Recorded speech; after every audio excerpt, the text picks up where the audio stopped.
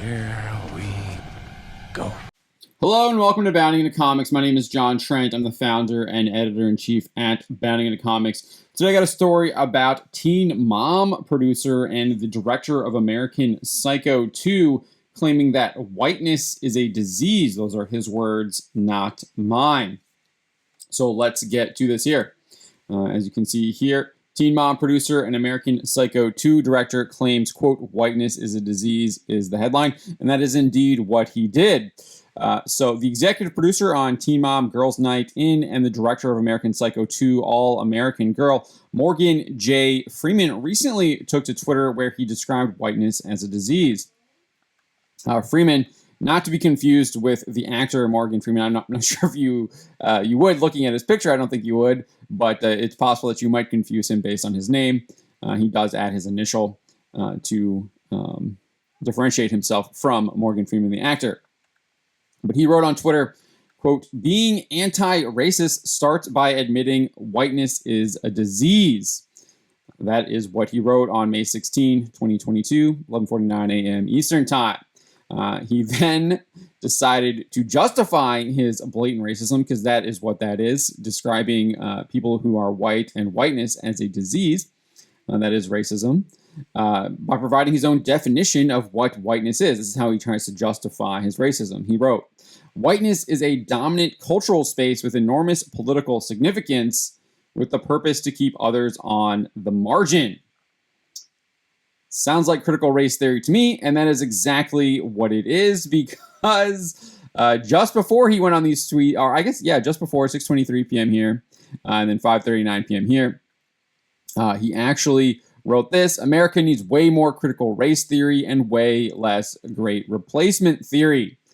So he's clearly pushing critical race theory because that is what that is. The idea that whiteness is some kind of is a dominant cultural space with enormous political significance. To me, that just reads like a word salad. I really have no idea what he's actually talking about.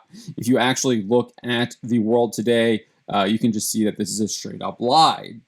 Like, there's too many examples to list that prove this absolutely wrong.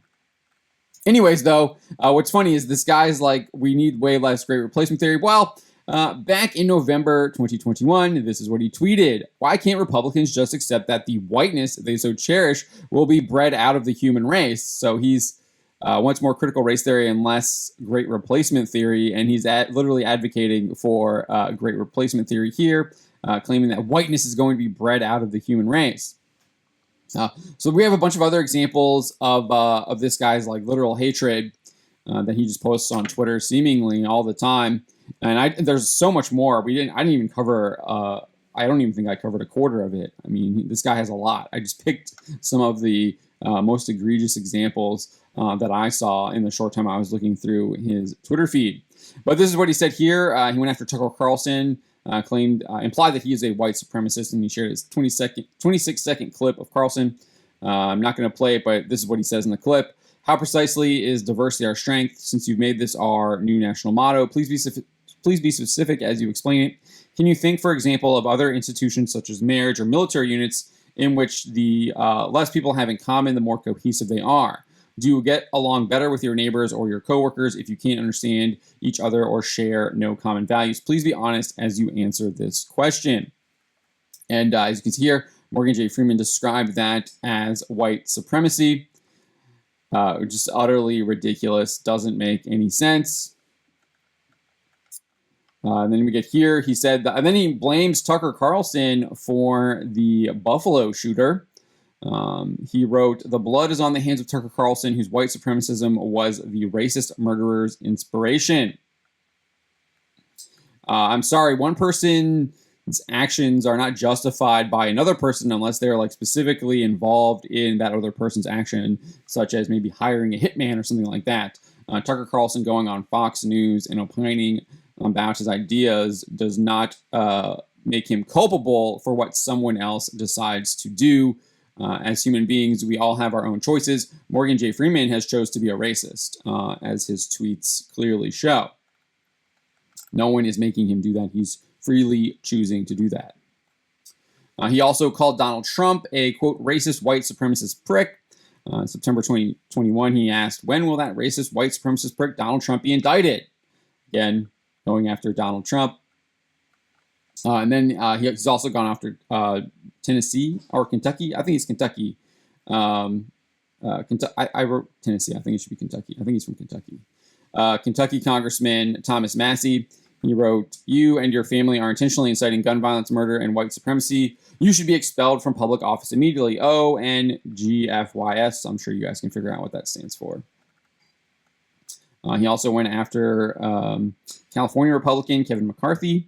He said, this is what a pure white supremacist looks like when he realizes he can't send black Americans back to Africa, nor to Haiti, nor to the Louisiana Purchase. You're looking at the source and course of American racism in every cell of this arrogant prick's body. Kevin McCarthy is trash.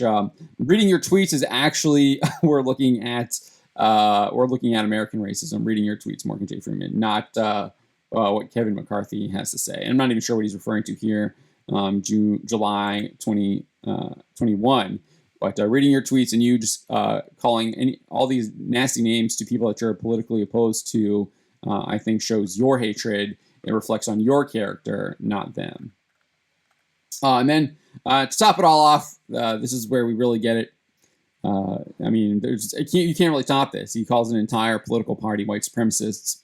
So he says here, white supremacists, Republicans are terrified of black and brown communities having equal access to the ballot boxes. Just an utterly ridiculous assertion and a complete and utter lie about voting rights and making sure that people are legal citizens that are voting. You're not having illegals and people who aren't citizens of the United States of America voting in elections and potentially dictating what our legislation is. So this is Morgan J. Freeman, just a very nasty, sick individual. It's no surprise that he is a very nasty and sick individual by these tweets, given the fact that he literally is an executive producer on that MTV show Teen Mom, where he's literally exploiting young mothers and putting them on TV to make a bunch of money off of it. So I don't really have anything else to say. I think his tweets speak for himself, and he made it very clear where he stands. Let me know what you think about Morgan J. Freeman's tweets. Do you think I'm being too nice to him? Do you think I could have gone a little bit harder on him? I definitely think he needs some prayers because he's definitely seemingly needs a lot of assistance from anywhere he can get it from because he just appears to have a lot of hate in his soul. But my name is John Trent, and you've been watching Bounding into Comics.